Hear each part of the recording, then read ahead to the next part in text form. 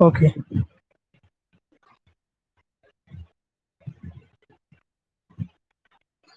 आवाज आ रही है सबको? सबको स्क्रीन दिख रही है पीडीएफ फाइल की? Hello hello. यस, ठीक है। आइए चैप्टर नंबर 1 स्टार्ट करते हैं एक्सरसाइज से।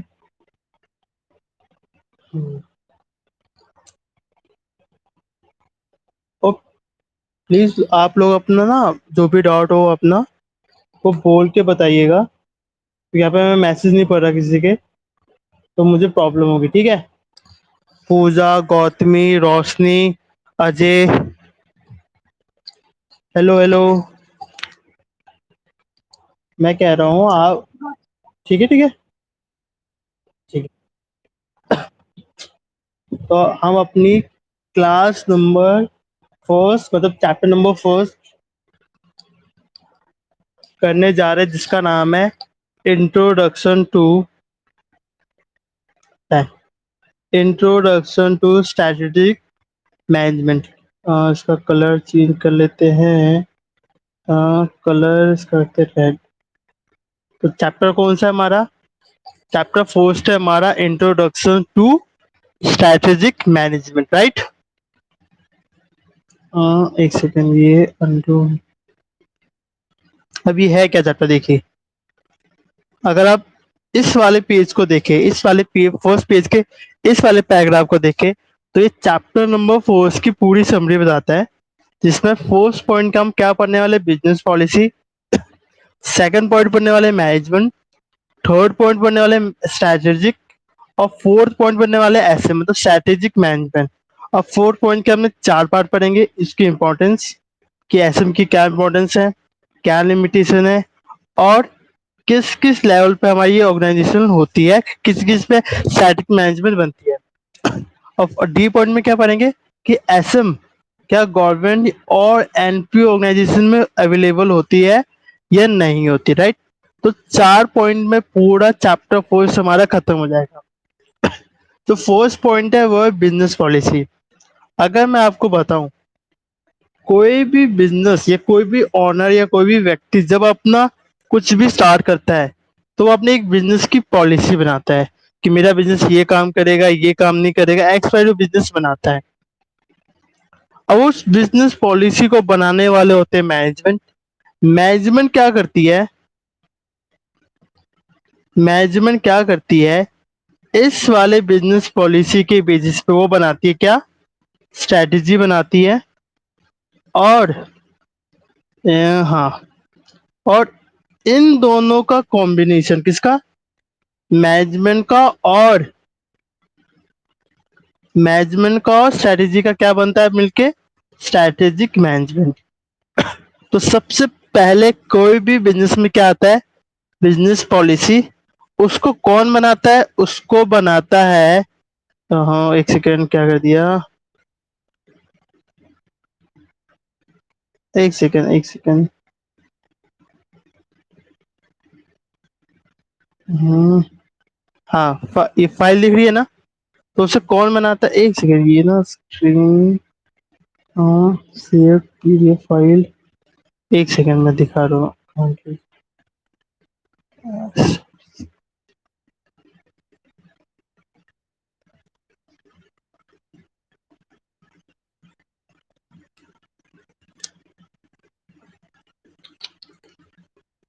एक सेकेंड, पीडीएफ फाइल, हाँ ये रही। हाँ, तो मैं क्या कह रहा था, मैं आपको कह रहा था कि बिजनेस पॉलिसी के बेसिस मैनेजमेंट क्या करती है, मैनेजमेंट क्या करती है, इस बिजनेस पॉलिसी के बेसिस पे वो क्या बनाती है, स्ट्रैटेजी बनाती है। और strategy plus management, strategy plus management से मिलकर क्या बनता है हमारा स्ट्रैटेजिक मैनेजमेंट। और उसमें कौन कौन से हम 4 पॉइंट पढ़ने वाले हैं? इंपॉर्टेंस, लिमिटेशंस, ऑर्गेनाइजेशन के स्ट्रक्चर लेवल, और क्या ये statics management government and NP organisation में होते हैं या नहीं होते, राइट। तो ये पढ़ने वाले हैं हम। तो ये हो गए चैप्टर नंबर 1 की समरी। चैप्टर नंबर 1 की समरी क्या कहती है? ये कहती है कि भैया आप पहले बनेगा आपका बिजनेस पॉलिसी, पहले बनेगा बिजनेस पॉलिसी। कौन बनाएगा? मैनेजमेंट बनाएगी। और मैनेजमेंट इसी बिजनेस पॉलिसी के बेस पे क्या बनाएगी? आपका स्ट्रैटेजिक बनाएगी।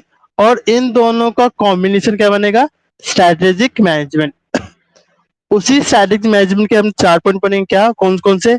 इंपॉर्टेंस, लिमिटेशन, और कौन से? ऑर्गेनाइजेशन के स्ट्रक्चर लेवल, और क्या ये एसएम, क्या ये strategic management government and NP organisation में बनते हैं या नहीं बनते हैं। सभी को मेरी बात क्लियर हुई? स्क्रीन आउट सैम दिख रहा है अब? Hello,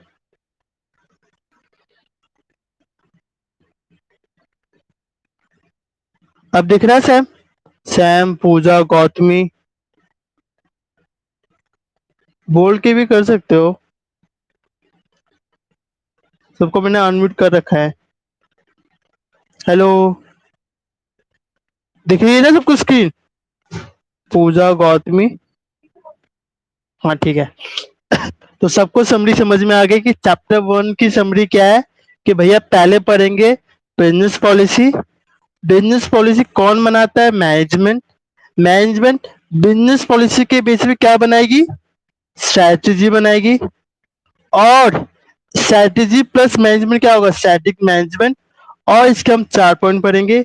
importance, limitation, organisation structure level, और क्या ये एसएम हमारे गवर्नमेंट या एनपीओ जैसे ऑर्गेनाइजेशन में होते हैं या नहीं होते। इसी स्ट्रैटेजी में हम 3 इंपॉर्टेंट स्टेटमेंट पढ़ेंगे जो कि आपके पेपर में पूछे जा सकते हैं। तो चैप्टर नंबर 1 की समरी सबको समझ में आ गई? हेलो, आगे बढ़े कि चैप्टर नंबर 1 में क्या क्या पढ़ने वाले हम लोग।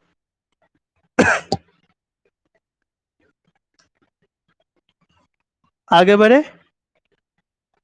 हेलो हेलो,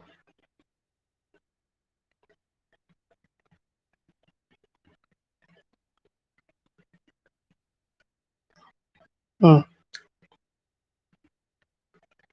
ठीक है, यस सबका यस आ गया। अब पहली बात, पहला इंपॉर्टेंट पॉइंट क्या है? Business policy. लिखा था ना कि बिजनेस पॉलिसी की डेफिनेशन।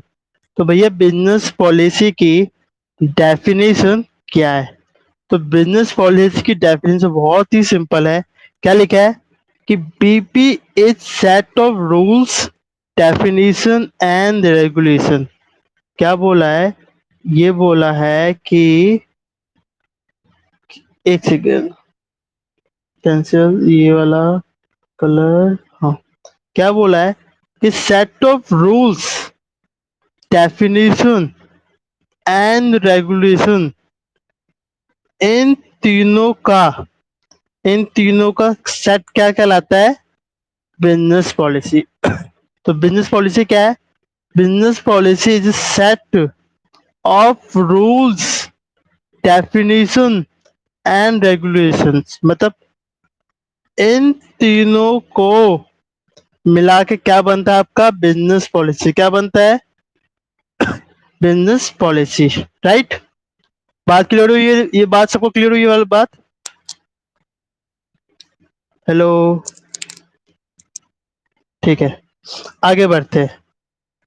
अब आगे क्या बोला है उसने? आगे की डेफिनेशन में क्या बोला है उसने? बोला है the study of function. The study of function क्या बोला है? द स्टडी ऑफ फंक्शन मतलब अपने बिजनेस के कार्य को अध्ययन करना, समझना। स्टडी मतलब पढ़ना। किसी फंक्शन का मतलब यहाँ पे क्या है? Business function. जो भी आप अपने बिजनेस में काम करते हैं, वर्क करते हैं, उसको समझना। और ये कौन समझेगा? ये समझता है आपके सीनियर मैनेजमेंट, जो टॉप लेवल के मैनेजमेंट्स होते हैं वो समझते हैं। जैसे रिलायंस में कौन है आपके रिस्पॉन्सिबल मैनेजमेंट कौन है? धीरू कह रहा हूँ, मुकेश अंबानी, उनकी डॉटर ईशा अंबानी, उनके दो बेटे आकाश और अनंत अंबानी और उनकी वाइफ नीतू अंबानी, वो रिस्पॉन्सिबिलिटीज ऑफ सीनियर मैनेजमेंट है। तो उन लोगों का मेन काम क्या है? अपने अपने अपने बिजनेस को, अपने लाइंस के काम को समझना, अपने काम को समझना। क्या बोला? द स्टडी ऑफ फंक्शन और रिस्पॉन्सिबिलिटी ऑफ सीनियर मैनेजमेंट। तो उसको काम को समझना और उनकी रिस्पॉन्सिबिलिटीज क्या है? उनकी रिस्पॉन्सिबिलिटीज क्या है? उनकी रिस्पॉन्सिबिलिटीज है the crucial problems, the crucial problems that affects success in the total enterprises. मतलब क्या कहता है? उन लोग की जिम्मेदारी है कि भैया बहनों कि उस प्रॉब्लम को समझना जो उनके सक्सेस में बाधा डाल सकती है, प्रॉब्लम कर सकती है। क्या कर सकती है? प्रॉब्लम कर सकती है। जैसे 2016 में, कब की बात है कह रहा हूं मैं? 2016 में क्या हुआ था? जैसे जियो आई तो जितने भी अदर मोबाइल नेटवर्क कंपनी है जो कि हमें कॉल की सुविधा, मतलब जो भी एयरटेल हो गया, आइडिया हो गया, वोडाफोन हो गया, उनको प्रॉब्लम हो गई। तो यहाँ पे रिलायंस को नहीं, यहाँ पे एयरटेल को, आइडिया को, इन सबको समझना भैया कि देखो अब जियो आ चुका है, जियो ने ये किया है, आप लोग क्या करें? हमें कुछ ऐसा करना होगा कि हमने जो ये प्रॉब्लम फेस की है उसको रिमूव कर सके। राइट? तो उस चीज को समझना। The crucial problem that affects the crucial problem affects success in the total enterprises. ये बात क्लियर हुई सबको? आगे बढ़े। हेलो।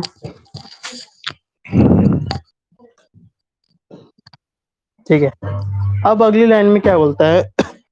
अगली लाइन में ये बोलता है the decision that determine the direction of the organisation and shape its future. क्या बोला? वो डिसीजन आप डिटरमाइन कीजिए, उस डायरेक्शन के बारे में बताइए जो कि ऑर्गेनाइजेशन की फ्यूचर को एक शेप दे सके। क्या दे सके? एक शेप दे सके, मतलब उसे एक आकार दे सके। राइट?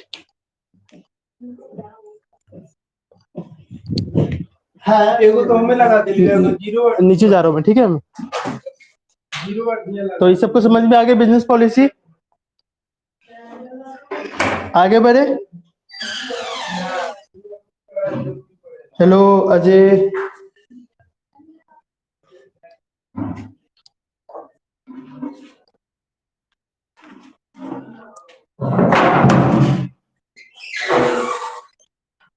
Hello hello.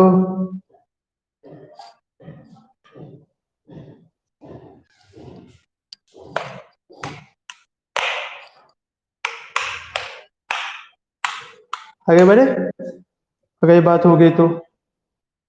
ठीक है, तो दोबारा समझ लेते हैं कि बिजनेस पॉलिसी है क्या।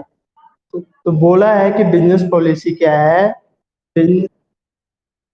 बिजनेस पॉलिसी क्या है? Set of rules, definition and regulation, इन तीनों का सेट कहलाता है बिजनेस पॉलिसी। आगे क्या बोला है? अपने कामों को समझना, study of function and responsibilities of senior management. क्या बोला? The study of function and responsibilities of senior management. उनकी जिम्मेदारी क्या भैया? ऐसी प्रॉब्लम्स जो अफेक्ट कर सके आपके सक्सेस को। कौन सी सक्सेस को? जो आपकी टोटल एंटरप्राइजेस है उनके सक्सेस को अफेक्ट कर सके, उनको समझना और ऐसे डिसीजन लेना जो, और ऐसी चीजों को डिटरमाइन करना और डायरेक्शन देना ताकि आपके ऑर्गेनाइजेशन को एक सेफ मिल सके, फ्यूचर का एक आकार मिल सके। सबको ये बात क्लियर हो गई? हेलो, बिजनेस पॉलिसी सबको समझ में आ गया?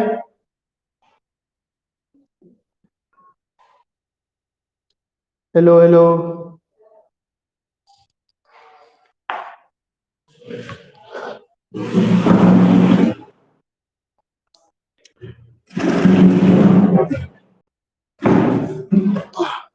आगे इसको पूछना है सारी डेफिनेशन में।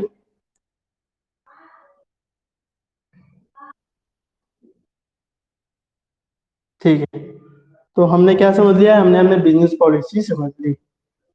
जस्ट सेकेंड, देखिए पहला पॉइंट आपका सबका खत्म हो गया है। पहला पॉइंट हमने खत्म कर लिया है।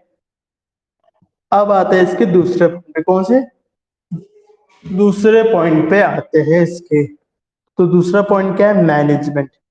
क्या है सेकंड पॉइंट? क्या है हमारा? मैनेजमेंट क्या है और मैनेजमेंट की डेफिनेशन क्या है? तो मैनेजमेंट की डेफिनेशन ये है, एक सेकंड, हाँ क्या बोलता है? मैनेजमेंट इज, मैंने इसको टुकड़ों में लिख दिया है ताकि आपको याद करने में आसानी रहे, कि मैनेजमेंट इज ए इन्फ्लुएंस। क्या बोला? Management is a influence. एक सेकेंड,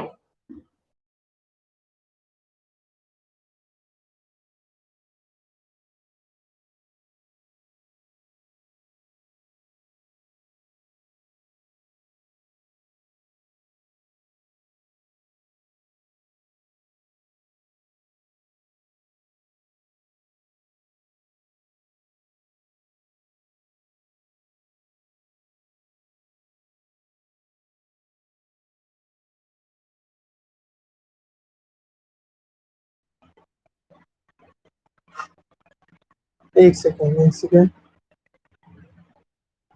हाँ, हेलो, अब आवाज आ रही है? ठीक है, तो बिजनेस पॉलिसी को समझ लिया। अब आते हैं मैनेजमेंट। तो मैनेजमेंट क्या है? Management is influence. क्या बोला है? कि मैनेजमेंट इज इन्फ्लुएंस। किस चीज का इन्फ्लुएंस करती है वो? Process to make things happen. क्या बोलता है? Management is influence process to make things happen, मतलब वो इन्फ्लुएंस करती है आपको कुछ करने के लिए। बोला है ना? Management influence to process to the make things happen, मतलब आने वाले कार्यों को उसको प्रोसेस करना, उस काम को करना मैनेजमेंट कहलाता है। तो आगे क्या बोलता है? आगे बोलता है to gain command over phenomena. क्या बोला है? To gain command over phenomena. तो इसका मतलब ये हो गया, इसका मतलब ये हो गया कि भैया ऐसी कमांड देना। मैनेजमेंट का काम क्या काम है? वो इन्फ्लुएंस होती है ताकि, वो इन्फ्लुएंस करवाती, सॉरी, वो इन्फ्लुएंस करती है ताकि आपका काम हो सके और उस पे कमांड बन सके। ये एक मैनेजमेंट का मेन काम होता है और मैनेजमेंट ये होता है। आगे क्या बोला? To induce, to to induce, एक सेकेंड, एक second, to induce, to induce direct event and people. क्या बोलता है? Management is an influence to process make things happen to gain command over phenomena, to gain command over phenomena, to induce, and यहाँ पे लिखा है and, ये है and direct event and people in a particular manner। तो management, ये bookish language है, ये थोड़ा समझने में टाइम लगेगा। क्या बोलता है? मैनेजमेंट,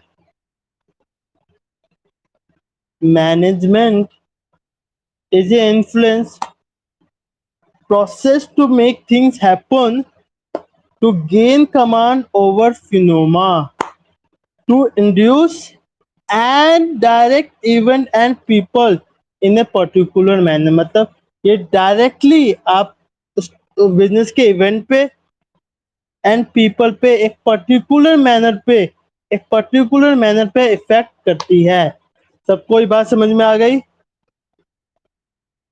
मैनेजमेंट की बात सबको समझ में आ गई? मैनेजमेंट की डेफिनेशन सबको याद हो गई? हेलो। डायरेक्ट प्रोवाइड करता है प्रॉफिट, इससे ठीक है। तो हमने दो चीजें देखो खत्म कर ली 10 से 15 मिनट की क्लास में। कौन कौन सी? Business policy and management, right. आगे बढ़ते हैं। आगे हमारा क्या है? स्ट्रैटेजिक को समझना कि स्ट्रैटेजिक कौन होता है, और उससे रिलेटेड 3 मेन स्टेटमेंट जो कि आपके एग्जाम में इंपॉर्टेंट रखती है। सबको ये बात क्लियर हो गई? स्ट्रैटेजिक और उसके 3 स्टेटमेंट, राइट। तो आगे बढ़ते हैं। हाँ, एक सेकेंड, क्या हो गया?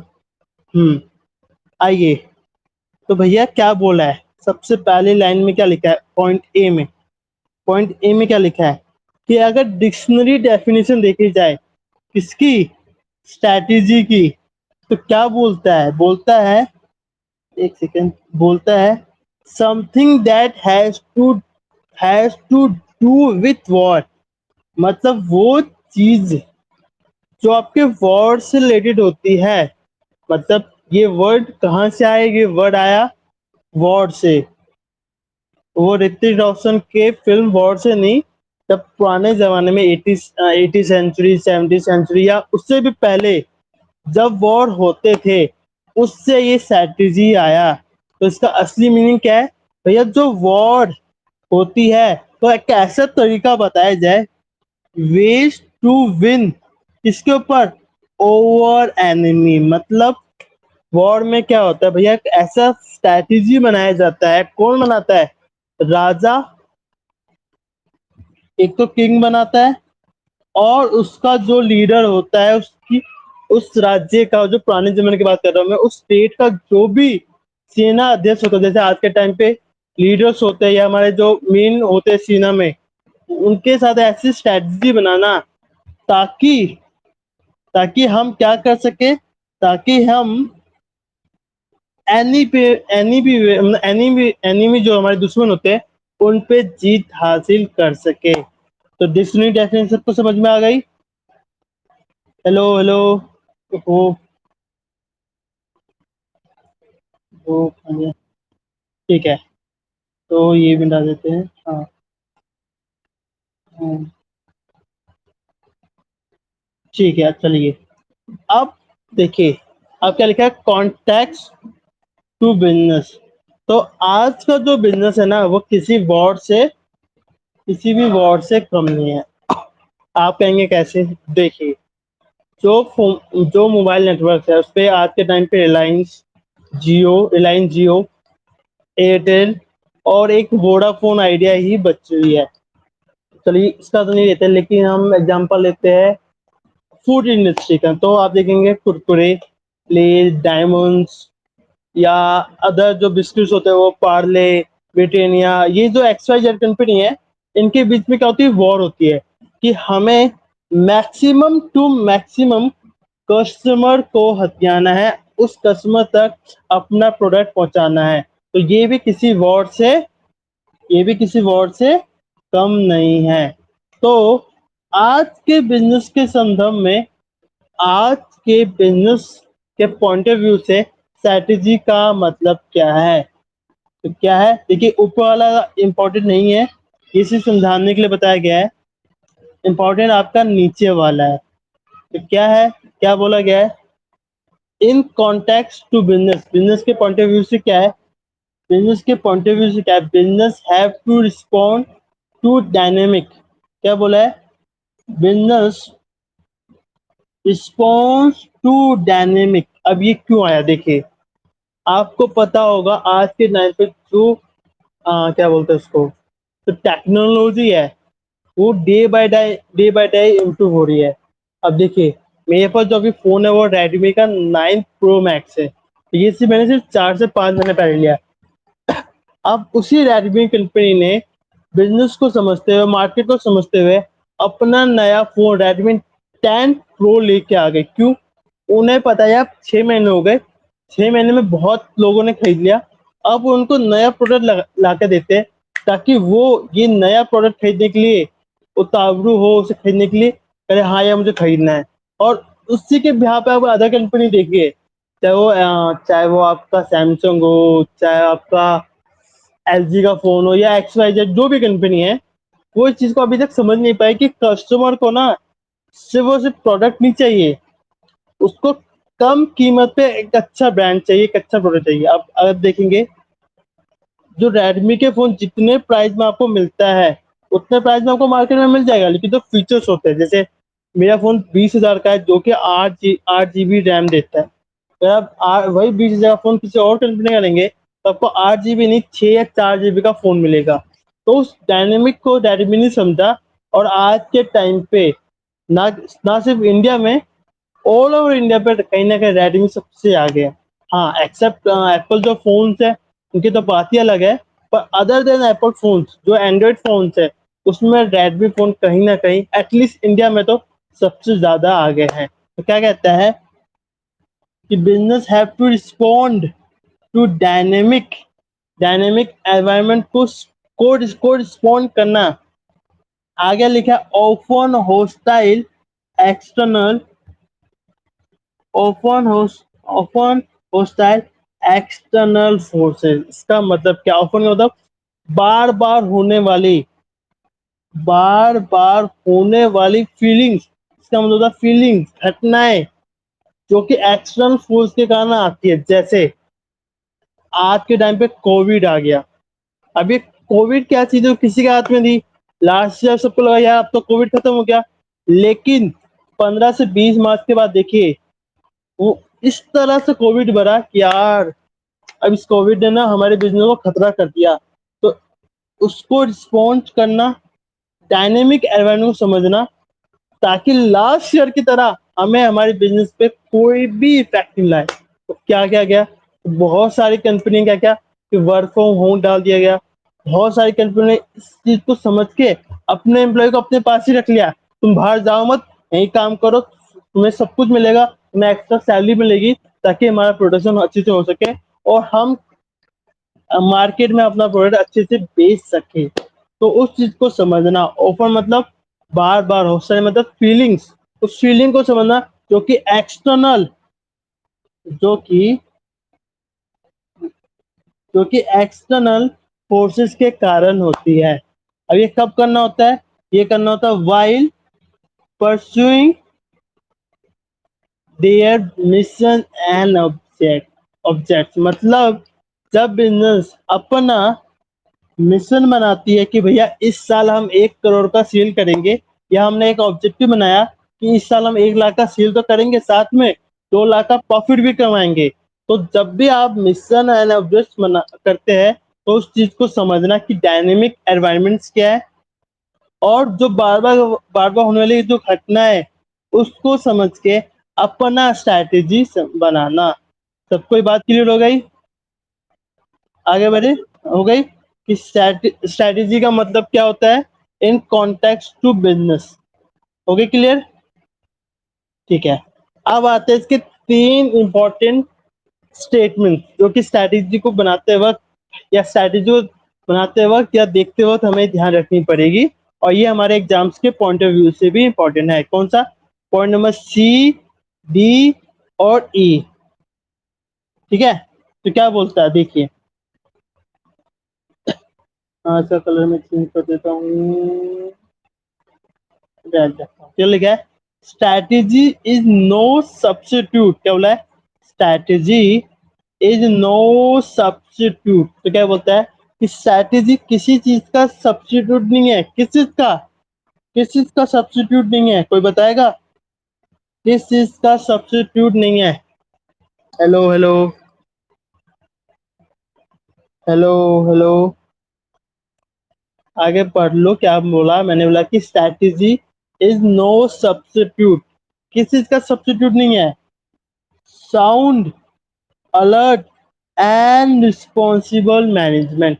strategy is strategy is no substitute किस चीज का? for sound, alert and responsible management का। क्या बोला कि strategy is no substitute for sound alert and responsible management. Sound alert and responsible management.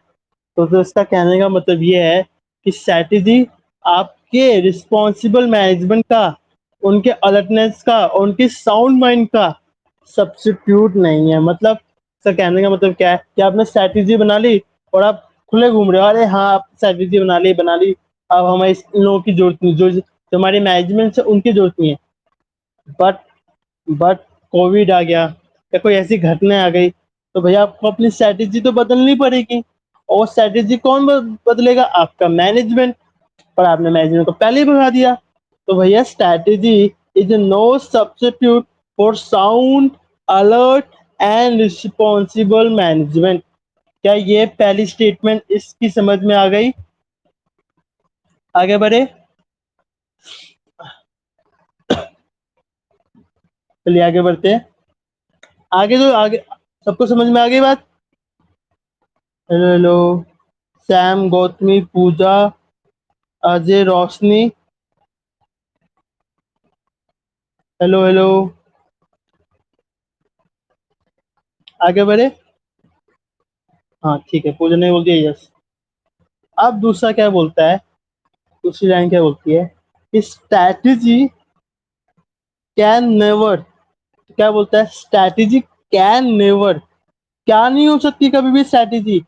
Perfect, flawless and optimal. मतलब क्या कहता है कि कोई भी स्ट्रैटेजी आज तक ऐसी नहीं बनी, कोई भी स्ट्रैटेजी आज तक दुनिया में नहीं बनी जो कि आपकी क्या हो, जो कि आपकी क्या हो, परफेक्ट, सॉरी, क्या हो, परफेक्ट, फ्लॉलेस एंड ऑप्टिमल। मतलब कि ऐसी स्ट्रैटेजी आज तक बनी ही नहीं जो परफेक्ट हो, जिसमें एक भी कमी ना, फ्लॉलेस हो, ऑप्टिमल मतलब जो चीज आपको चाहिए बेस्ट। ऑप्टिमल का मतलब क्या है यहाँ पे?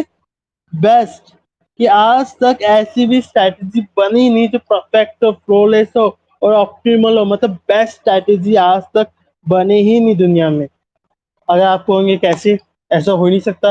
अरे लास्ट ईयर का एग्जांपल ले लो, या जो करंट एनवायरनमेंट चल रहा है हमारे देश में, हमारी पूरी दुनिया में, पूरी दुनिया का तो नहीं पर एटलीस्ट हमारी कंट्री में जो चल रहा है, कितनी भी बिजनेस लेवल की स्ट्रैटेजी बनी होगी लास्ट ईयर, यार अब तो कोविड खत्म हो जाएगा, अगले साल हम दोबारा बिजनेस रन करेंगे, लेकिन कोविड फिर फैला और आज तो 4 लाख से ऊपर के केसेस आए।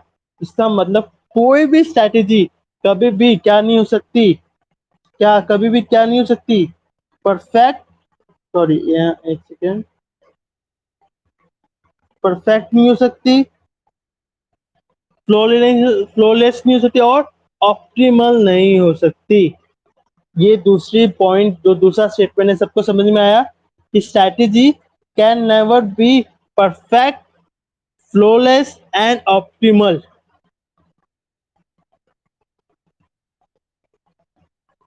कोविड मैनेजमेंट के हाथ तो कोविड मैनेजमेंट भी कब आया? भाई कोविड आने के बाद ही आया ना। तो जो आपकी पुरानी स्ट्रैटेजी थी वो तो फेल हो गई, वो तो फेल हो गई, तभी तो आपकी कोविड स्ट्रैटेजी आई होगी। तो इसका मतलब क्या है? भैया कोई भी स्ट्रैटेजी आज तक दुनिया में ऐसे नहीं बनी तो परफेक्ट हो, फ्लॉलेस हो और ऑप्टिमल हो। ठीक है, तो पहले दो स्टेटमेंट सबको समझ में आ गए कि strategy is no substitute for sound alert and responsible management, and strategy can never be perfect, flawless and optimal. ठीक है, ओके, राइट, सबको ये बात समझ में आ गई। अब आते हैं हमारे थर्ड इम्पोर्टेंट बात, थर्ड इम्पोर्टेंट स्टेटमेंट पे। तो क्या बोलता है कि strategy is partly proactive and partly reactive. क्या बोलता है? जो हमारी स्ट्रैटेजी होती है ना, जो हमारी स्ट्रैटेजी होती है वो क्या होती है? Partly proactive and partly reactive. क्या होता है? Strategy is partly proactive and partly reactive. इसका कहने का मतलब क्या है कि जो भी आप स्ट्रैटेजी बनाते हो या जो भी स्ट्रैटेजी होती है वो क्या होती है? पार्टली प्रोएक्टिव होगी एंड पार्टली रिएक्टिव होगी। अब ऐसा क्यों, पार्टली क्यों, फुल्ली क्यों नहीं, या पार्टली फुल्ली प्रोएक्टिव क्यों नहीं, फुल्ली रिएक्टिव क्यों नहीं, ऐसा आपके मन में डाउट आएगा। तो चलिए इसके आगे नीचे वाली पॉइंट पे हम बात करते हैं ऐसा क्यों होता है। तो देखिए पहले पहले नीचे वाली लाइन को पढ़िए क्या है। In other words A company use both part proactive and reactive strategy. मतलब क्या बोलता है कि कंपनी यूज बोथ, मतलब दोनों, यहाँ पे एन लिखा है ना, एन का मतलब क्या होता है, कभी भी आपने इनकम टैक्स भी भरा होगा, एन का मतलब ये भी होगा या ये भी होगा, मतलब दोनों होगा, मतलब प्रोएक्टिव भी है और रिएक्टिव स्ट्रेटेजी यूज करती है। कौन कौन कौन, बिजनेस मैनेजमेंट या जो आपकी मैनेजमेंट है वो यूज करती है।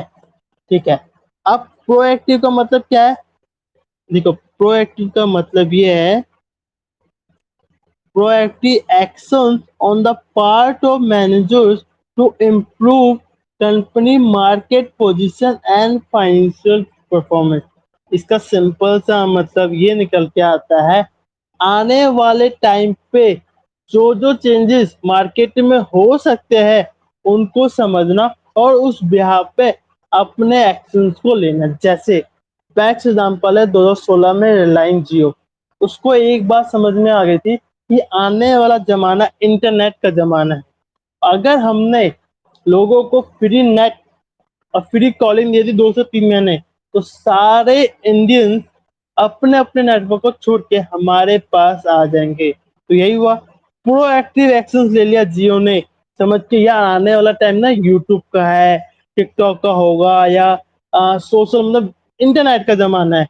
तो उसको ही भापते हुए उस चीज को उन्होंने ग्रैब किया और आज के टाइम पे जियो है जो नंबर 1 इंडियन नेटवर्क कंपनी है। और उससे ही उनको लाखों का नहीं, करोड़ों का नहीं, अरबों का नहीं, खरबों का फायदा हुआ। समझ में आ गया कि प्रोएक्टिव एक्शंस क्या है। Proactive actions on part of managers, जो मैनेजर्स के द्वारा लिया जाता है ताकि कंपनी की पोजीशन में एंड फाइनेंशियल में आप क्या करें, इम्प्रूव कर सके। बात सबको क्लियर हो गई, होगी नहीं कि प्रोएक्टिव का मतलब क्या होता है। रिएक्टिव का मतलब क्या होता है, रिएक्टिव का सिंपल सा मीनिंग है कि reaction to unanticipated development and market conditions. मतलब कई बार क्या हो, देखिए जैसी लाइन्स आया, जैसे लाइन जियो आया तो एयरटेल को समझ में आया यार देख यार अब तो उसने फ्री नेट दे दिया, अगर मैं अपने रेगुलर चार्जेस ही चार्ज करूंगा तो मेरी कंपनी तो टिक ही नहीं पाएगी। तो उन्होंने क्या किया, उस चीज को समझते हुए नए दो अपने प्लान्स में चेंजेस लाया और जो भी लाइन जियो उनको दे रही थी लगभग उसी कीमत पे एयरटेल ने उन्हें प्रोवाइड किया। लेकिन उस वक्त आइडिया और वोडाफोन नहीं कर पाए या नहीं किया, तो हुआ क्या कि धीरे धीरे धीरे धीरे आइडिया और वोडाफोन नीचे डाउनफॉल पे आ गया। अब ऐसी हालत हो गई है कि लाइंस सॉरी आइडिया को और वोडाफोन को दोनों को मिलके अपना नेटवर्क बेचना पड़ता है। अगर आपने देखा होगा वी आई क्या लिख के आता है, वी आई लिख के आता है, इसमें से वी का मतलब होता है वोडाफोन, आई का मतलब होता है आइडिया। तो ये उन्होंने उस वक्त मतलब कब 2016-17 में वो नहीं समझ पाए यार अब लोगों को ना free net, free data, free सब कुछ चाहिए। उस चीज को समझ नहीं पाएगा, उस चीज को समझ लेते, हम प्रोएक्टिव नहीं थे ठीक है, हम आने वाले फ्यूचर्स को समझ में ठीक है, लेकिन जो चीज हो रही है अभी मार्केट में उस चीज को समझते हुए अपने बिजनेस पॉलिसी में या अपनी स्ट्रैटेजी में चेंज लाना चाहिए, उसे कहा जाता है रिएक्टिव एक्शंस। बात समझ में आई कि प्रोएक्टिव क्या होता है, और देखिए रिएक्टिव में लिखा है ना मार्केट कंडीशंस को समझते हुए अपने एक्शंस को इम्प्रूव करना, राइट। तभी तो बोला गया कि इन अदर वर्ड्स एक company use both proactive and reactive strategy. क्या ये बात सबको क्लियर हो गई? हेलो हेलो,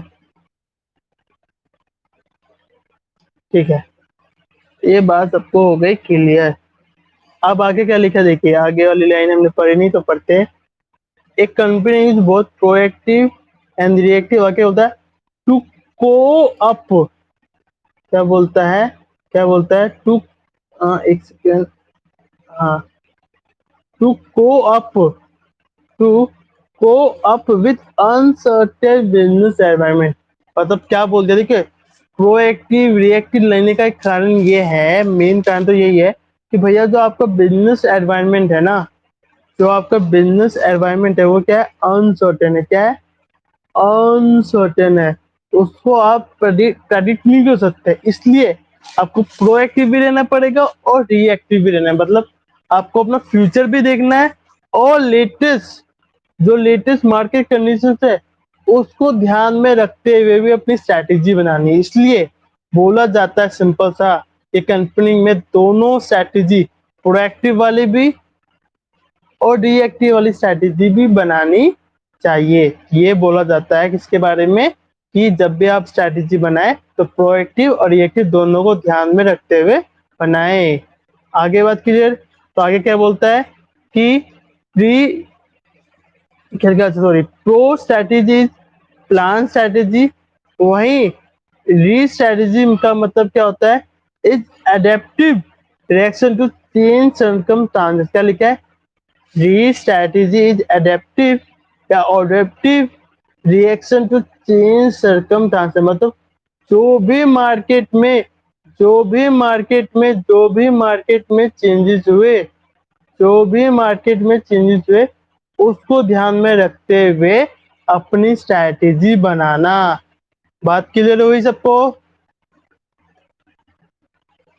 बात क्लियर हुई कि भैया स्ट्रैटेजी का मतलब क्या हो गया, डायनेमिक एक्सटर्नल फोर्सेस और जो भी आपके मिशन एंड ऑब्जेक्टिव्स को ध्यान में रखते हुए अपनी स्ट्रैटेजी बनाना। ठीक है, और स्ट्रैटेजी के तीन मेन मेन तीन स्टेज में आप समझ गए कि सब्स्टिट्यूट नहीं है किसका, आपके sound alert and responsive management का। स्ट्रैटेजिक कैन नेवर, कोई भी स्ट्रैटेजी आज तक परफेक्ट फ्लॉलेस एंड ऑप्टिमल नहीं बन सकी, और strategy is partly proactive and partly reactive, मतलब दोनों का मिलके ही आपको अपनी स्ट्रैटेजी बनानी होती है। सबको बात क्लियर हो गई, ठीक है, तो ये बात हमारी क्लियर होगी। तो आते हैं इस वाले पेज पे, ठीक है, देखिए हमने क्या क्या खत्म कर लिया है, हमने कर लिया है स्ट्रैटेजी खत्म, बिजनेस पॉलिसी खत्म कर ली, मैनेजमेंट कर लिया, स्ट्रैटेजी कर ली, और इसके तीन स्टेटमेंट भी खत्म कर लिए। तो आते हैं हम अपने लास्ट पॉइंट पे, किस पे, लास्ट पॉइंट पे, और हमारा स्ट्रैटेजी मैनेजमेंट चैप्टर नंबर 4 बहुत ही अच्छे से, बहुत ही इजी वे में और with summary point with handwritten notes आपके खत्म हो गए। ठीक है, तो आगे बढ़े, सभी बोल दो, आगे बढ़ते फिर। हेलो हेलो, हाँ जी, ठीक है, आते हैं अब हमारे लास्ट पॉइंट पे। तो क्या बोलता है, एक सेकेंड, आइए fourth point, strategic management refers to the manager process of developing. क्या बोला है कि strategy refers to the manager process of developing. इसका मतलब ये है, आप देखिए मैनेजमेंट, हाँ, मैनेजमेंट क्या बोला मैंने, आगे वाले पेज पे आते हैं, देखिए क्या बोला, मैनेजमेंट प्लस, क्या बोला, मैनेजमेंट प्लस स्ट्रैटेजी दोनों मिला के क्या बनता है आपका, स्ट्रैटेजिक मैनेजमेंट। क्या बनता है, स्ट्रैटेजिक मैनेजमेंट बनता है। तो आइए क्या, एक सेकेंड, हाँ, तो strategic management refers manager process of developing, मतलब जो ये लोग क्या है, स्ट्रैटेजिक मैनेजमेंट कौन बनाएगा, आपके मैनेजर प्रोसेस जो होते, जो मैनेजर्स होते हैं वो डेवलप करते हैं। क्यों, स्ट्रैटेजी मैनेजमेंट किन दो चीजों से मिलकर बना है, आपके मैनेजमेंट और स्ट्रैटेजी, मतलब आपका मैनेजमेंट बिजनेस पॉलिसी को बेस बनाते हुए आपकी कंपनी का स्ट्रैटेजी बनाता है, उसे कहा जाता है, दोनों का कॉम्बिनेशन, मैनेजमेंट का और स्ट्रैटेजी का दोनों का कौन से कहलाएगा, स्ट्रैटेजिक मैनेजमेंट। तो क्या बोलता है, strategic management refers to the manager process of developing what strategic vision. भैया आपका विजन क्या होगा, आने वाले टाइम में आपका विजन क्या होगा उसके बारे में बताता है। सेटिंग ऑब्जेक्टिव्स, क्या क्या ऑब्जेक्टिव्स हो सकते हैं आपके कंपनी के, उसको सेट करना।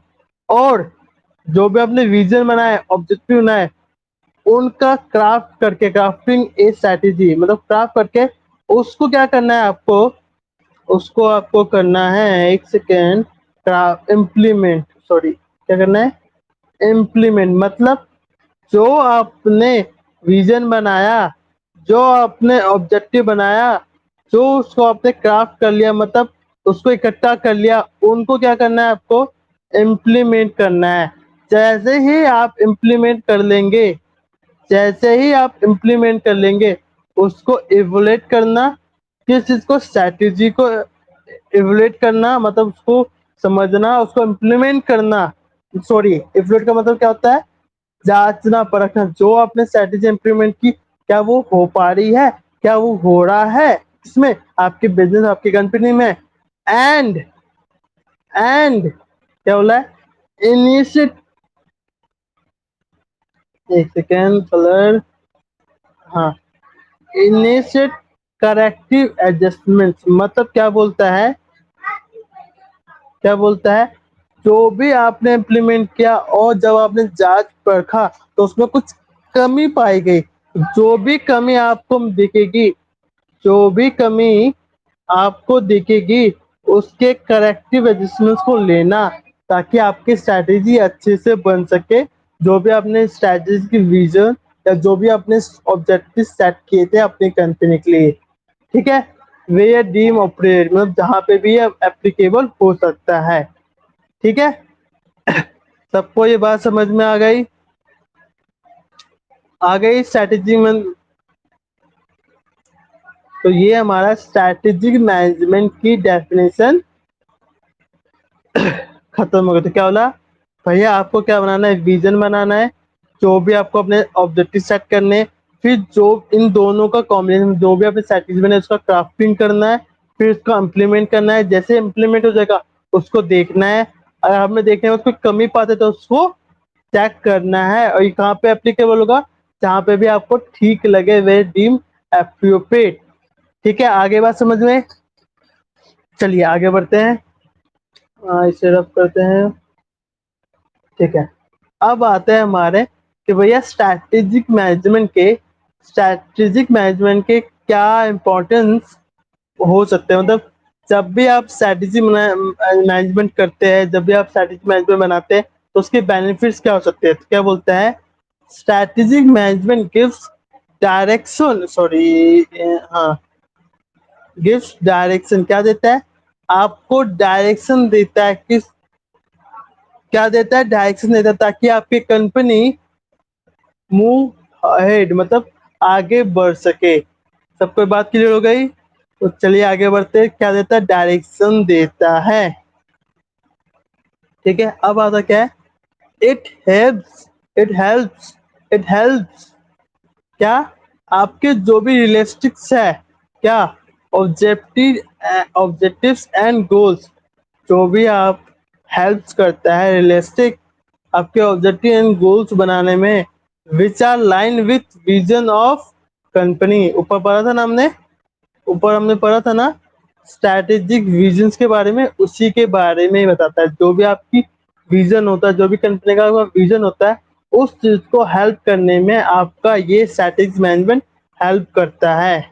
राइट, अब आते हैं पॉइंट 3 पे। तो पॉइंट 3 में क्या बोलता है, strategy proactive instead of reactive in shaping in future. तो क्या कहता है, आपकी ये हेल्प करता है, प्रोएक्टिव स्ट्रैटेजी मतलब जो भी प्रोएक्टिव डायनेमिक फ्यूचर चेंजेस हो सकता है उसको बनाने में, और जो मार्केट में चीजें हो रही है उसको लेके रिएक्टिव करना, ताकि हमारा फ्यूचर हमारा फ्यूचर अच्छा हो सके। राइट, तो ये बात भी क्लियर हो गई सबको। अब आते हैं आगे, तो आगे क्या बोलता है 4 पॉइंट में कि स्ट्रैटेजिक मैनेजमेंट प्रोवाइड्स फ्रेमवर्क, क्या देता है, एसएम प्रोवाइड करता है framework for all major decision of enterprises such as business such a decision on business, आपके प्रोडक्ट्स पे, आपके मार्केट्स पे, आपके मैन्युफैक्चरिंग पे, आपके फैसिलिटी पे, आपके इन्वेस्टमेंट पे और आपके ऑर्गेनाइजेशन स्ट्रक्चर पे। मतलब जो ये स्ट्रैटेजी मैनेजमेंट क्या करता है, फ्रेमवर्क प्रोवाइड करता है आपके ऑल मेजर डिसीजन जो कि एंटरप्राइजेस या बिजनेस या कंपनी ले सकती है, सच डिसीजन बिजनेस, प्रोडक्ट्स, आपके मार्केट, आपके मैन्युफैक्चरिंग, इस सब पे लेता है। ठीक है, बात सबको क्लियर हो गई ये वाली? कहाँ गया?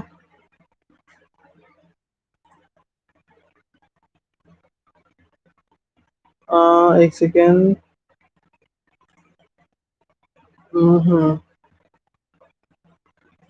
आगे सबको बात क्लियर हो गई कि फ्रेमवर्क देता है आपके सारे जो भी और मेजर डिसीजन है।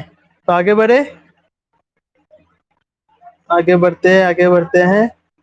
आगे हमारे 2 पॉइंट और आ गया, ये भी हमारा खत्म हो जाएगा। क्या बोलता है, strategic management seeks to prepare, किस चीज को प्रिपेयर करने में हेल्प करता है हमारी organisation to face future and activity as a pathfinder to various business operation.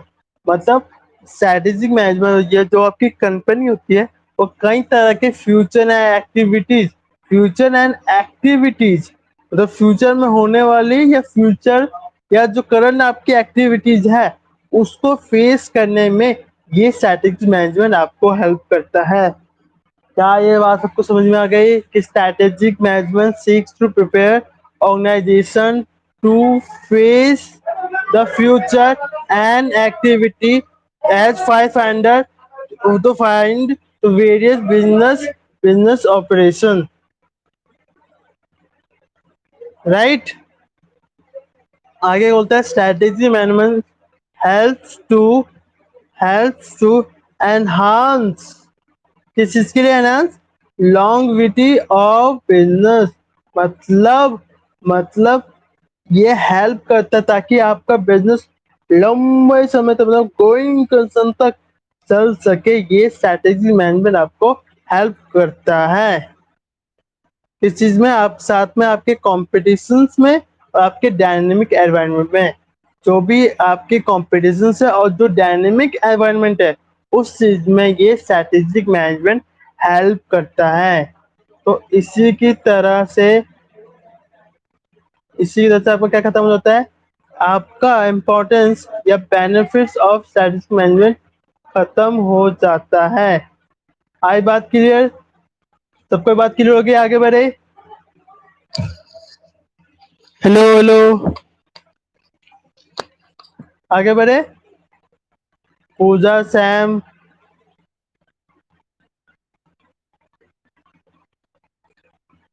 ठीक है, तो ये बात हमारी क्लियर हो गई। अब आते हैं हमारे सेकंड लास्ट पॉइंट पे। एक सेकेंड, हाँ एक और पॉइंट रह गया हमारा, वो पढ़ लेते हैं।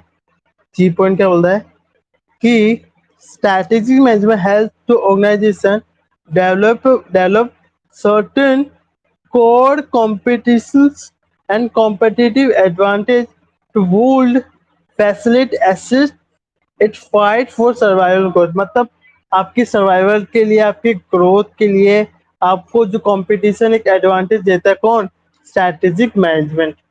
ठीक है, बात क्लियर हो गई। अब आते हैं हमारे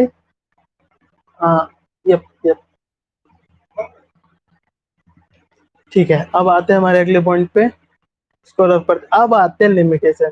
या देखिए, सिक्के के दो पहलू होते हैं, अगर किसी चीज का एडवांटेज है तो उसकी लिमिटेशंस भी है।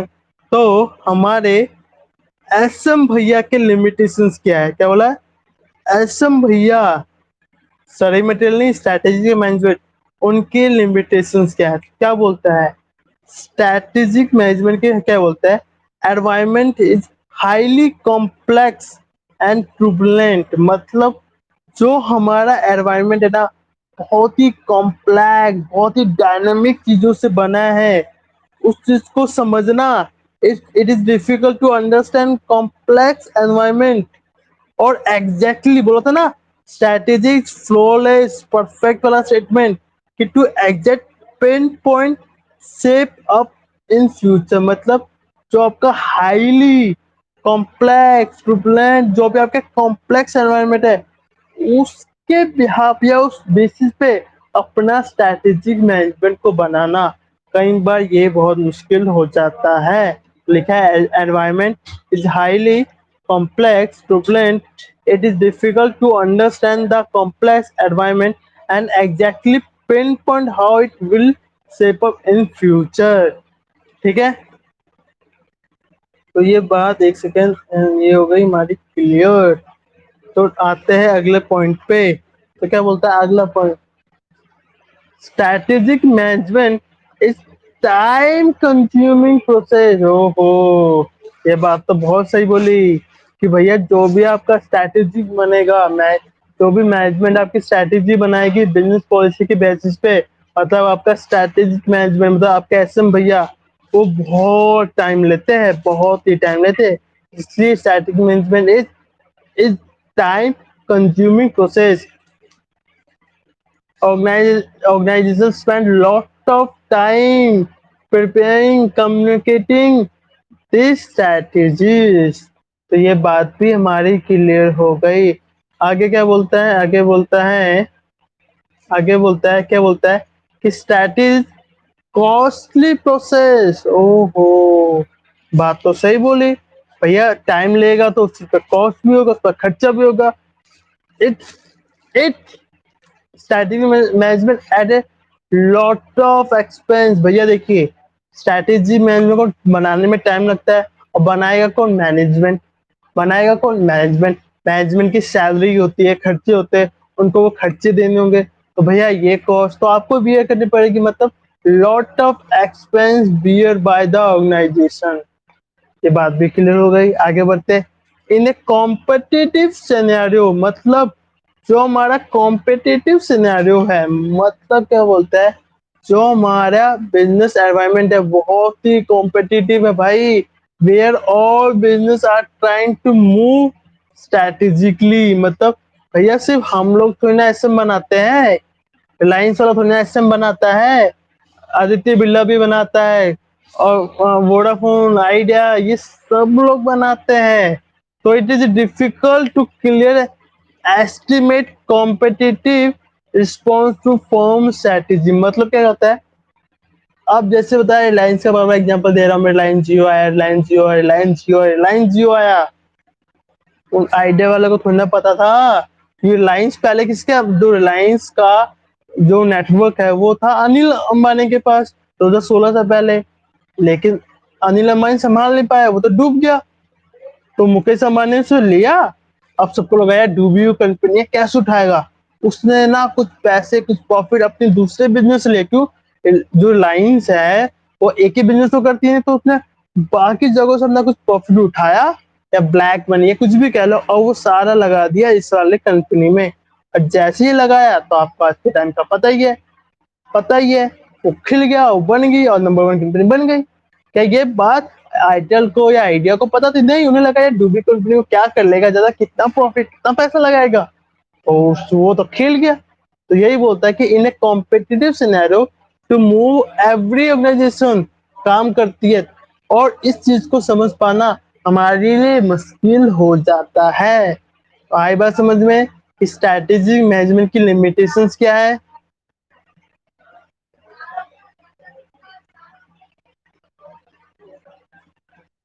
ठीक है, आगे बढ़ते हैं।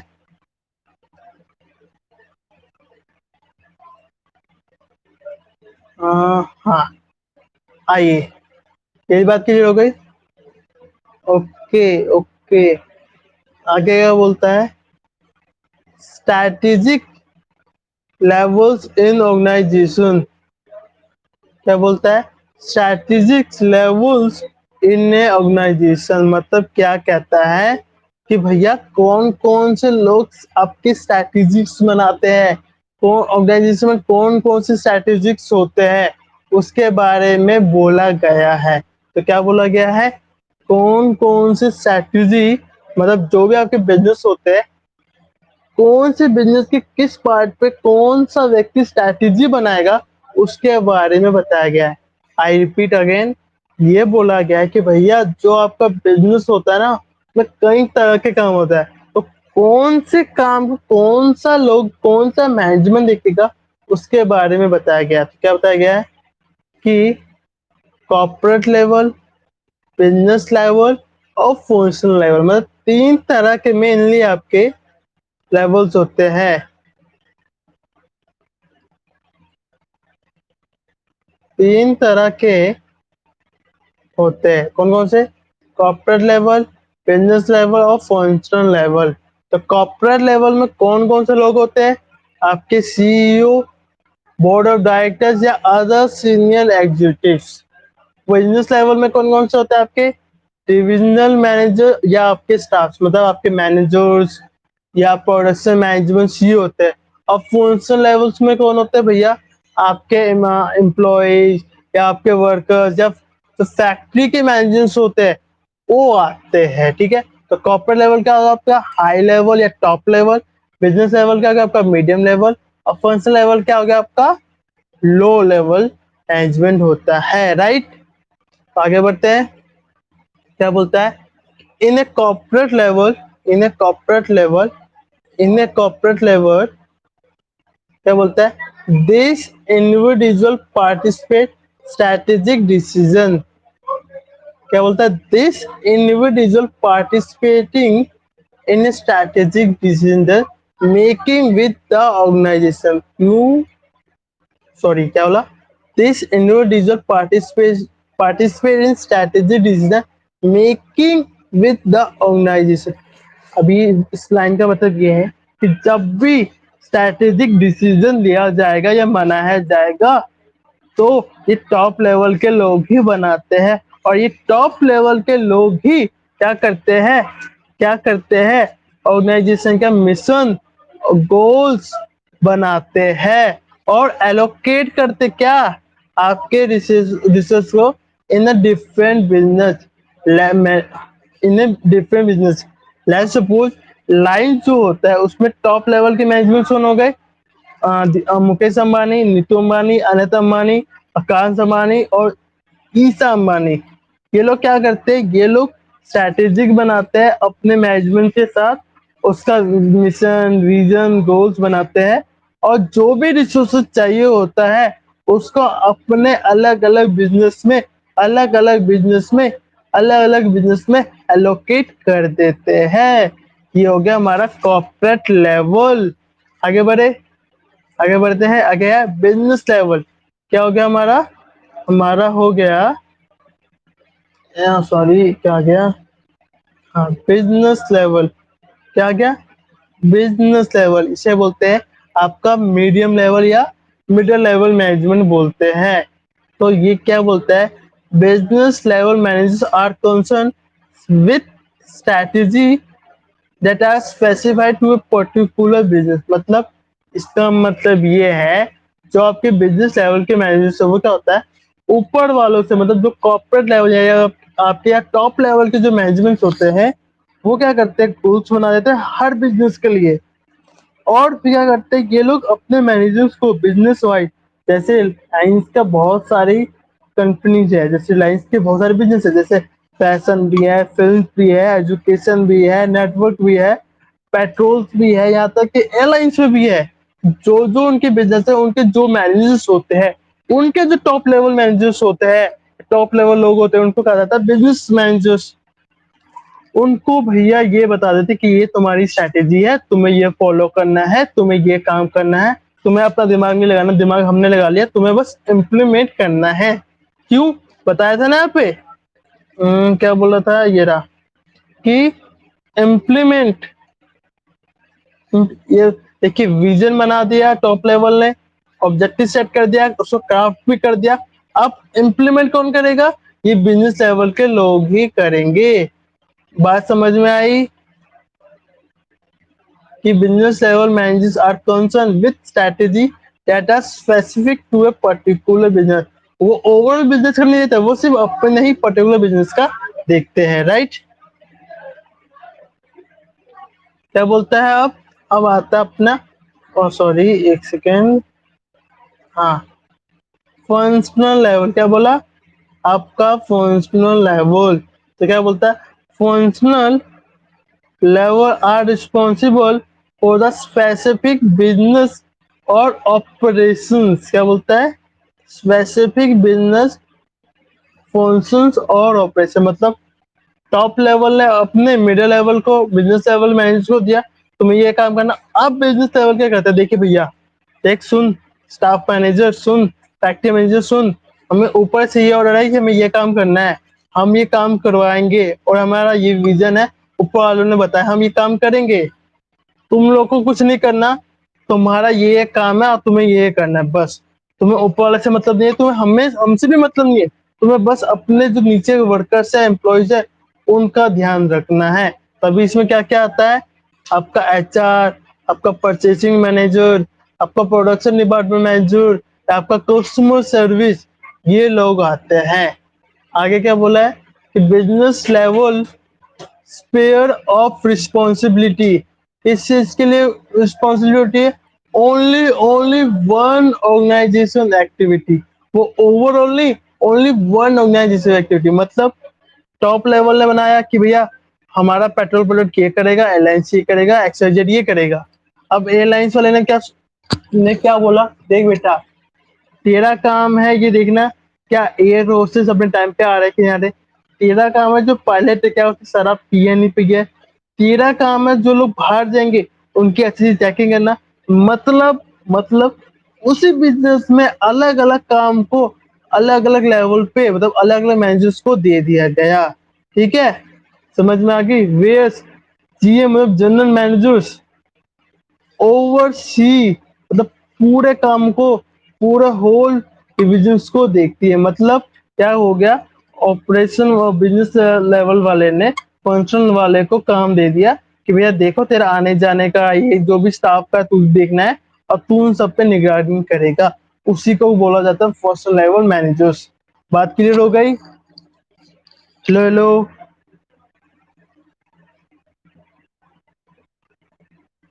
हाँ बात क्लियर हो गई, हो गई। आगे बढ़े, corporate level, business level, function level, आगे बढ़े। पूजा, सैम, अजय, रोशनी, आगे बढ़े। ठीक है, आगे बढ़ते हैं। अब आते हैं हमारे लास्ट पॉइंट पे, लास्ट पेज पे, और ये करते ही हमारा चैप्टर खत्म हो जाएगा। क्या लिखा है, strategic management in government and NPO. अभी तक से मैं रिलायंस रिलायंस रिलायंस या वोडाफोन आइडिया आईटीसी इन सब का एग्जांपल ले रहा था। तो आपके मन में डाउट होगा यार कि स्ट्रेटेजी मैनेजमेंट सिर्फ वो सिर्फ प्राइवेट वाले जो पब्लिक कंपनी है, ये जो पैसे कमाने वाले वही करते हैं। सरकारी कंपनी, एनपीओ जिनका प्रॉफिट मेकिंग नहीं होता, जिनका उद्देश्य क्या होता है लोगों की भलाई करना, क्या इनके अंदर भी स्ट्रेटेजी मैनेजमेंट बनता है? तो आप पूछेंगे शायद नहीं, तो कहेगा हाँ। मैं कहूंगा यस, क्यों? आज का करंट सिचुएशन देख लो, क्या सरकार स्ट्रैटेजी नहीं बना रही कि भैया दिल्ली को कितना वैक्सीन देना है, गुजरात को कितना वैक्सीन देना है, किस दिन किस व्यक्ति को डोज लगेगा, तो कहाँ से हो रहा है? वो स्ट्रैटेजी से तो हो रहा है। अब कई संस्था जैसे सोनू सूद की संस्था है, वो क्या कर रही है, लोगों को घर पहुंचा रही है, उनकी मदद कर रही है, तो वो भी तो एक एनपीओ है। क्या उनके में स्ट्रैटेजी नहीं बनता? तो जो भी कहता है ना कि स्ट्रैटेजी सिर्फ प्रॉफिट मेकिंग लोग वाले बिजनेस ही बनाते हैं, आप कहते नहीं भैया, आज की सिचुएशन देख लो, स्ट्रैटेजी तो सिर्फ प्रॉफिट क्या और प्रॉफिट मेकिंग कंपनी क्या, हम जैसे छोटे स्टूडेंट्स भी, जो हम पढ़ने वाले स्टूडेंट्स है, वो लोग भी बनाते हैं, राइट। तो इसमें सिर्फ और सिर्फ 3 इंस्टीट्यूट के बारे में बात की गई है। कौन कौन सा? वो की गई है हमारी, कलर लेते हैं, आपका एजुकेशनल इंस्टीट्यूट, ये बोला गया आपका मेडिकल मेडिकल ऑर्गेनाइजेशन, और थर्ड क्या बोला आपका गवर्नमेंट एजेंसी एंड डिपार्टमेंट, और ये तीनों चीजें आज के टाइम पे इफेक्ट हो रही है। क्या यह मानते हैं कि नहीं मानते? एजुकेशन शुड भी इफेक्ट हो रहा है कोविड के कारण। तो हमने देखा होगा अब बच्चे स्कूल नहीं जाते, आपके पेपर पोस्टपोन हो गए, सीबीएसई के पेपर वो पोस्टपोन हो गए। तो क्या एजुकेशन इंस्टीट्यूट में नहीं लगता स्टडीज मैनेजमेंट? लगता है। फिर आपका मेडिकल, ये तो भैया आपको पता है, ऑक्सीजन की कमी आपने देखा होगा, इतनी सारी कमी आ रही है हमारे हॉस्पिटल्स में। उसके बारे में बताया गया। आपकी गवर्नमेंट एजेंसी कोविड ऐप, आप लोगों ने बहुत ने करवाया हुआ रजिस्ट्रेशन, कहाँ से करवाया? कोविड ऐप पे। कोविड ऐप चला कौन रहा है? सरकार चला रही है। क्या इनके में जरूरत नहीं पड़ती? पड़ती है, बात वही हो गई। तो आपका एजुकेशन हो, मेडिकल हो या गवर्नमेंट एजेंसी हो, इनमें भी आपका स्ट्रेटेजिक मैनेजमेंट लगता है। बात क्लियर हुई कि नहीं? क्लियर बताओ, बात क्लियर हुई कि नहीं? बाकी ये थ्योरी लिखी है, आप पढ़ लेना। इसमें कुछ भी ऐसा नहीं है जो आपको समझ में नहीं आएगा। तो इसी तरह से आपका स्ट्रैटेजिक मैनेजमेंट आगे आगे। एक सेकेंड पेज नंबर 1 पे आते हैं। ये आ गए पेज नंबर पे। देखिए, आपका बिजनेस पॉलिसी हो गया, आपका मैनेजमेंट हो गया, आपका स्ट्रैटेजी हो गया, आपके ये तीनों स्टेटमेंट हो गए, आपका स्ट्रैटेजी मैनेजमेंट हो गया, आपका इम्पोर्टेंस हो गया, आपकी लिमिटेशन हो गई, आपका ऑर्गेनाइजेशन लेवल भी खत्म हो गया, और आपका SM in government and NPO organisation भी खत्म हो गया। क्या बात क्लियर हुई कि नहीं क्लियर हुई बताओ? हेलो हेलो, अब बोल के बताओ। हेलो हेलो, पूजा, बोल के बता कि बात क्लियर हुई कि नहीं क्लियर हुई? चैप्टर समझ में आया कि नहीं समझ में आया, कि बताओ? अजय, पूजा, कितने लोग हैं ऑनलाइन? हाँ, एक सेकेंड। पूजा, सैम, बात क्लियर हुई कि नहीं क्लियर हुई बताओ? याद हो गया, ओके। एक सेकेंड, मैं और चीज आपको दिखाता हूँ, तब आपको और समझ में आएगा। देखिए, ये मैंने खोली रिलायंस की। क्या खोली? रिलायंस। तो देखिए, रिलायंस का ये रिलायंस की ऑडिट रिपोर्ट है 2019-20 की। 20-21 से आपको जुलाई में या जून में मिल जाएगी, क्योंकि जो भी ऑडिट रिपोर्ट होती है वो आपको जून या जुलाई में मिलती है। देखिए क्या लिखा है, नए इंडिया का नया जोश। आगे बढ़ते हैं। नया इंडिया का नया जोश। तो देखिए, धीरू भाई अंबानी ने क्या बोला, धीरू भाई अंबानी सर ने क्या बोला, for those who dare to dream, there is whole world to dream। मतलब जो लोग सपने देखने का जज्बा रखते हैं, हिम्मत रखते हैं, वही लोग वही लोग दुनिया जीत पाते हैं। तो हम देखिए इनका विजन क्या है। इनका विजन क्या है? नए इंडिया का नया जोश। इन्होंने अपना एक विजन बना लिया है। नया इंडिया मतलब आप जो यूथ है ना, उनके लिए है, तो उनके लिए कुछ करना पड़ेगा। आगे बढ़ते हैं। देखिए, ये देखिए प्लीज देखिए, ये इनके प्रॉफिट्स बता रहे हैं। धीरू भाई अंबानी सर ने क्या बोला, ओ सॉरी, मुकेश अंबानी सर ने क्या बोला उनके बारे में, किस उनके शेयर होल्डर्स के बारे में। देखिए देखिए, बोला था ना टॉप लेवल मैनेजमेंट। देखिए कौन कौन है। धीरू भाई, सॉरी, मुकेश अंबानी, नीतू अंबानी मैम, फिर देखिए आपके योगेंद्र पी त्रिवेदी, दीपक सी जैन, डॉक्टर रघुविंदर, ये आपके क्या हो गए, टॉप लेवल के मैनेजमेंट्स हो गए। आगे बढ़ते हैं। देखिए नई इंडिया, देखिए इनका विजन, हर बिजनेस में ये लोग अपना काम कर रहे हैं। आगे बढ़ते देखिए, देखिए देखिए, ये सब क्या है इनके। ये देखिए, देखिए रिटेल में क्या है, उनका विजन देखिए क्या है, उनका मिशन क्या है, देखिए। अब देखिए उनके, उनकी बेटी ईशा अंबानी, आकाश अंबानी, अनंत अंबानी, ये बाकी और लोग किस वाले बिजनेस में, रिटेल। देखिए टॉप लेवल में तो ये लोग हो गए। कहाँ गया, कहाँ गया, कहाँ गया? एक सेकेंड, कहाँ गया? देखिए टॉप लेवल में तो ये हो गए बोर्ड ऑफ डायरेक्टर्स, यही तो होते हैं हमारे टॉप लेवल के। अब हर बिजनेस का देखा ना, ये दिखाया ना, ये फोटो।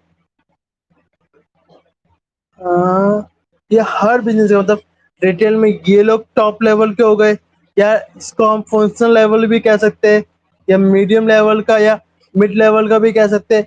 अब रिटेल में, अब ये रिटेल स्टोर्स होता है, आपने देखा होगा रिलायंस के स्टोर्स होते हैं, तो उनके स्टोर्स में जो लोग होते हैं, जो ट्रॉली उठाने वाले, ये जो भी एक्स्ट्रा जो लोग होते हैं, उनको ये लोग काम सौंप देंगे, जो भी ऊपर से उनको काम मिलेगा। बात क्लियर हुई कि नहीं क्लियर हुई? किसी को कुछ पूछना है? ये क्लास को ऑफ रखे। हेलो हेलो हेलो हेलो, बात क्लियर होकर आगे बढ़े। आपका चैप्टर यहीं पे खत्म हो गया। पूजा, सैम, कुछ पूछना है? हाँ, ठीक है, तो यहीं पे क्लास को खत्म करते हैं। आपका चैप्टर यहीं पे खत्म हो गया, राइट? ठीक है।